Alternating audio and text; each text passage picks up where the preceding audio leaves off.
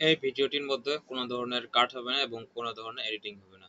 আমি এমডি রবিউল হাসান। আমি বলবো আজকে সকাল থেকে শুরু করে ঘুমানোর আগ পর্যন্ত আমি কি কি কাজ করেছি। আমি সকাল 8টার দিকে ঘুম থেকে উঠেছি। ঘুম থেকে ওঠার পরে মাঠে আমাকে যাইতে হয়েছে। মাঠ থেকে খড় আনছি।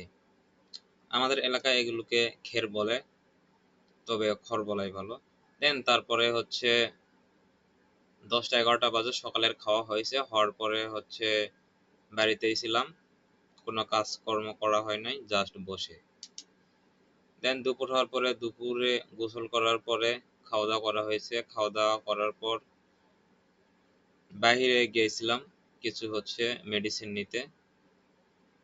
তো মেডিসিন আনার পরে বিকেলের দিকে মাঠে গরুকে ছেড়ে দেওয়া হয়। গরুকে নিয়ে দেন আবার হচ্ছে সন্ধ্যার দিকে বাড়িতে আসা হয়। বাড়িতে আসার পরে গরুদের খাবার খাওয়ানো হয় এবং গরুদের যত্ন সহকারে তোলা হয়।